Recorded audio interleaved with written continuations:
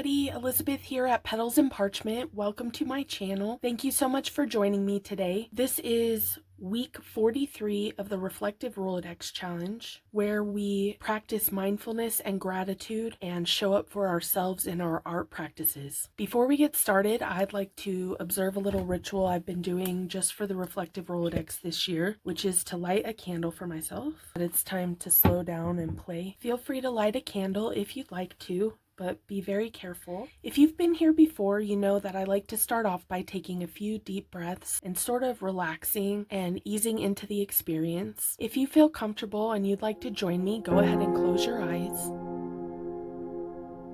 And take a big deep breath in through your nose and exhale slowly through your mouth. Let your shoulders soften and your thoughts slow down. Take a big deep breath in through your nose and exhale through your mouth.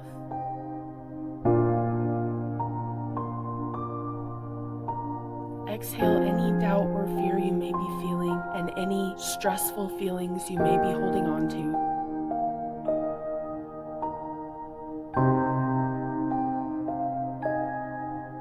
Take a big deep breath in through your nose and exhale through your mouth.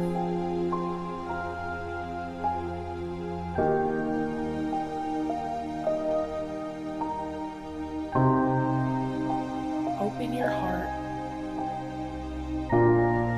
and don't forget to smile.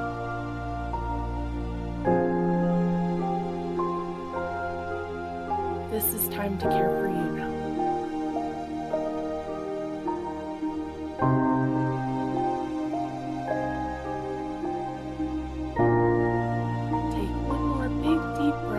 Through your nose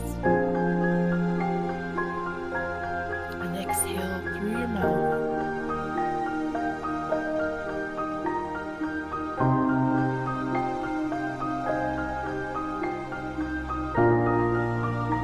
Think of something that you're grateful for.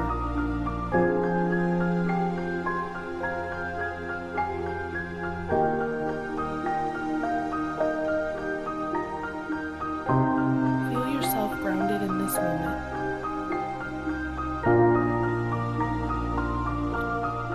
When you're ready, open your eyes and let's get started. Okay, so these are the journaling prompts, and we're in week 4, which discusses sweet surprises. It invites you to celebrate delight and unexpected joy. And for me, I want to talk about surprise and delight. What's something that caught you off guard this week in a joyful way? A couple days ago on Friday, my daughter's best friend came over after school for a couple hours, and I have to work in my office, which is closed when they get here, and then I set out a bunch of goodies for them. I went and got them some little pizza cups and then Minnie Mouse cookies and a couple other fun things. And when they came in, I was tethered to my desk, but I could hear them like squealing with joy. And then the part that caught me off guard, my daughter's best friend told her, "Your mom is such a good friend to my mom." And that was so touching. They were best friends last year, but they hadn't come over and we didn't really get to know each other too well. And we've been seeing each other more, and it was just so sweet and humbling to hear that. We actually met up with them for a trunk or treat yesterday, and it feels like I have a new friendship blossoming, and that's really nice to have, you know, a friend close by and someone that you can trust and count on. And so just hearing her daughter react that way was deeply touching, and it was so sweet to see her thoughts about it. And when they're here, they just giggle and play, and they have so much fun, and you can just tell they love each other so much, and it's just such a delight. And it even brings me back to my own childhood and the memories I have with my best friend as a child, and it's just one of those amazing things in life, and it just makes me so grateful that I get to witness my daughter have that special friendship, and that I can be a part of fostering that for her, and that I'm considered part of it by the child and their mother. When I was a kid, my parents didn't really talk to my friends' parents too much, sometimes in passing when they were dropping me off or something, but we've only been in Utah for 2 years, and it's nice to find a friend. I just thought that was super sweet, and I wanted to share that. Just be yourself, and eventually someone will see and notice and spark up a friendship. I think that's all for now. Let's get started on the art portion. Okay, so I decided to grab some watercolors. So I do have this as a backup, but I've selected some Halloween colors. I'm not too sure if this orange is going to be dark enough, but I do think I like these colors. And then I've got just my favorite detail paintbrush, and then a couple of these droppers I found that I forgot that I had. I'm not even sure what they came with, but I'm going to use those. And then I've got this puppy pad here, which just catches all the extra paint in case I make a mess. And I've got this mixed media card here, and then I've got some rinse water, and I've also got some clean water for the droppers. So what I want to do is wet each of these paints, and I'm going to be very liberal with the amount of water that I'm squirting on each one. And I'm going to stir up some pigment here so that I can put it in the dropper. And I'm getting them all ready ahead of time because I want the paints to be quick to access in this process so that the paper stays wet, because I want to drop some salt on it before it dries. So I'm probably going to do purple and then black in this one, and then green and then orange in this one. I'm not sure if I'm going to need to rinse in between, probably, so I'm gonna try to do that quickly and just drop little drops onto the card. If you don't have these droppers, you could just get your thickest paintbrush and sop up the water and make little circles. You could fling paint at it, whatever you'd like to do.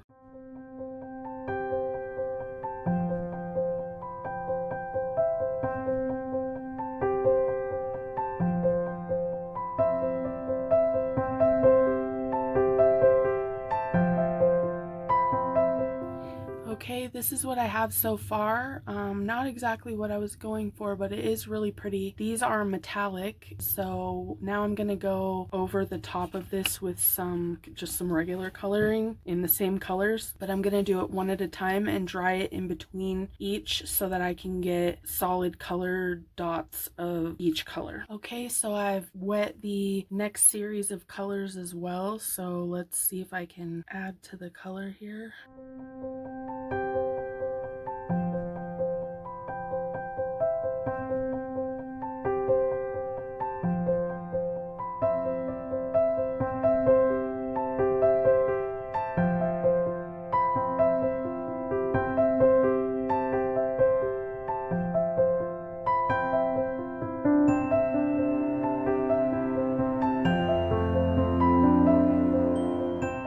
Okay, I'm gonna try some salt at this stage. I've got some coarse and fine ground sea salt in here, so I'm just gonna add a little bit of water to each of my areas and drop a little bit of salt on it.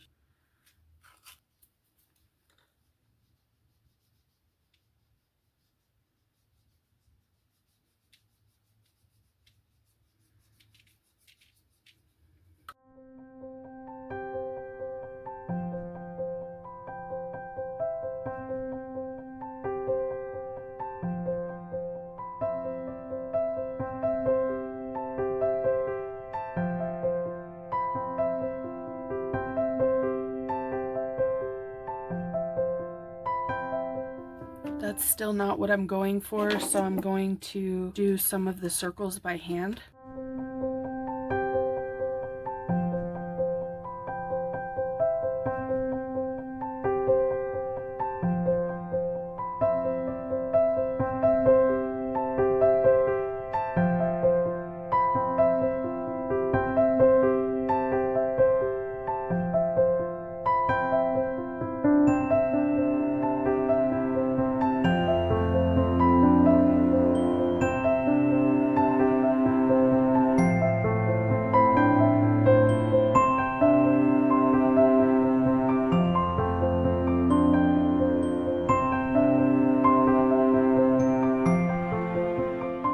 was interesting. The black started to run out and I dropped the salt in it and all the color pigment went back to where the salt was, so that was pretty neat.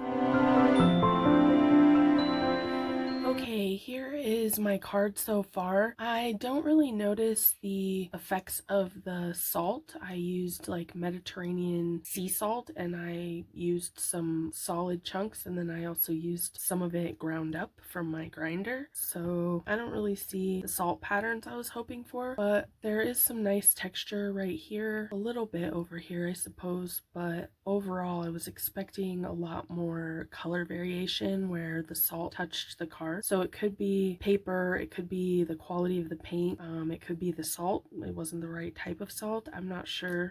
If you have better luck with it and you can offer some tips, definitely drop those in the comments for everyone. So what I'm gonna do is I'm just gonna use like a gel pen, but I'm just gonna make some shapes and then doodle a little bit and then see where that goes. And I'm going to try to hold the pen loosely from the top and just be loose about it, so we'll see how it goes.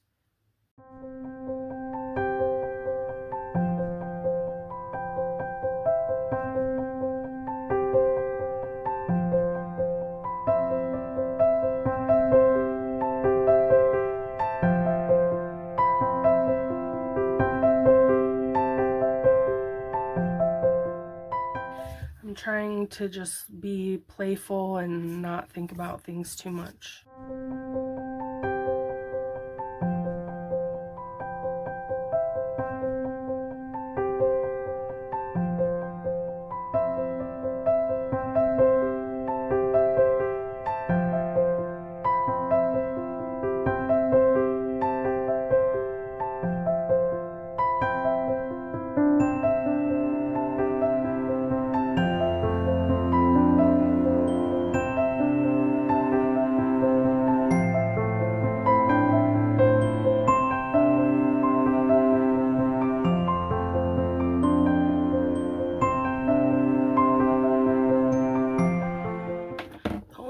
I seem to be able to get the marks that I want is to use a fine detail brush and white paint. I tried the white gel pen, I tried paint marker, it's not working, so kind of messed up my tooth right there, but that's okay.